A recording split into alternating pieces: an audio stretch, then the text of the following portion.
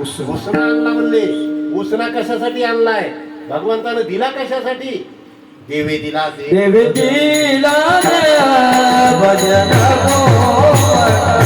देवे दिला भजन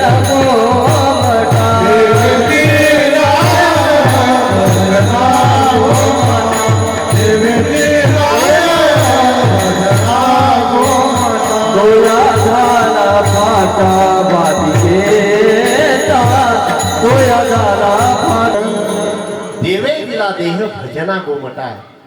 तू ह्या ही बाधा झाली आपल्या. बिलकुल आवाज नाही. देहाला मी म्हणणं. सखारामजी कोणते आहे तिथं? लगेच सखारामजी म्हणते मी ये ना. काय विचारलं की लगेच मी ये ना. बरं नाव तरी खरं आहे का? जन्मताना नाव घेऊन आलो का आपण? आपल्याला नाव कोणी दिलं? आपल्या आपल्या आत्याबाईनं पाळण्यातून उचललं, उपजली कानात कुर्र केलं, तिनं जे सांगितलं तेच आपलं नाव. या पिंडास बरोबर. तर ते नाव सुद्धा आपलं नाही, देह सुद्धा आपला नाही. देह पंचभूतांचा आहे. कोणची पंचभूत? पृथ्वी, तेज, वायू, आकाश. हे तर अशी येत मोकळे. त्याचं मिश्रण योग्य पद्धतीनं झालं. एका भूताचा अर्धा भाग आणि दुसऱ्या भूताचा 8वा भाग, असं मिसळून मिसळून मिसळून मिसळून या शरीरामध्ये हे सगळे 5ही भूत आहे. अग्नी आहे का शरीरामध्ये? आहे. उष्णता आहे ना, म्हणजेच अग्नी आहे. पाणी आहे का? सगळं मांस पाण्याचा भाग. पृथ्वी आहे का? सगळी हाडं पृथ्वीचा भाग आहे. अर्धा भाग पृथ्वीचा आहे आणि बाकीच्या भूतांचे 1/8 भाग आहे. आकाश आहे का? आकाश कुठे आहे? मला तर काही कळत नाही. आकाश शरीरामध्ये कुठे आहे? त्या भिंतीत आकाश आहे का? भिंतीत आहे.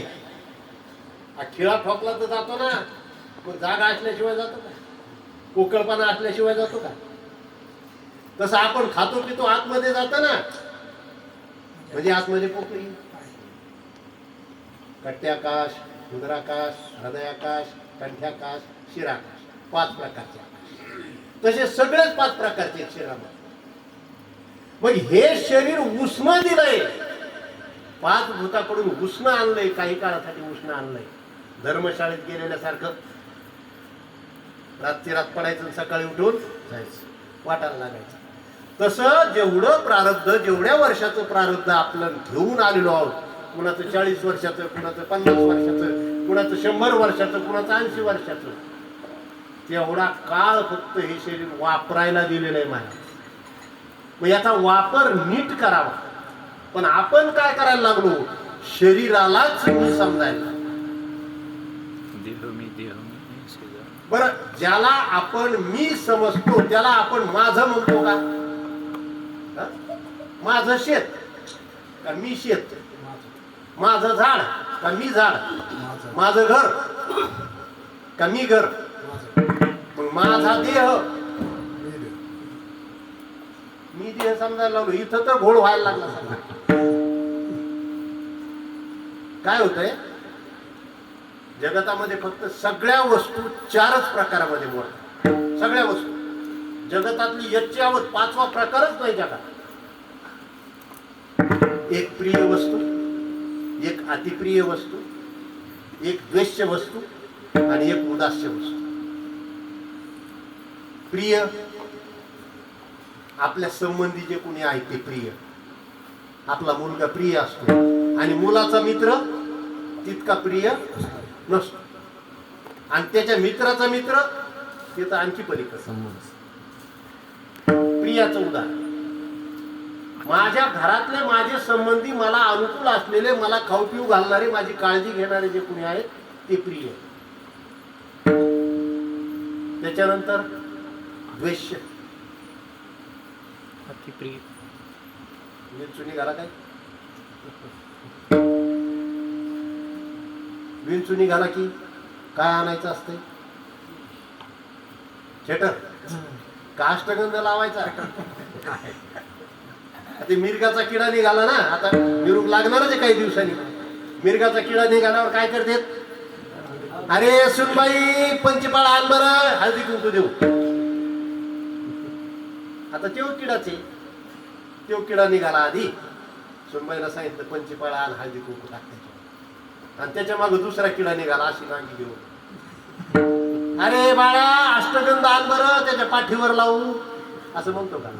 मग काय आणा थिएटर. द्वेष्य जे आपल्याला प्रतिकूल आहे ते द्वेष.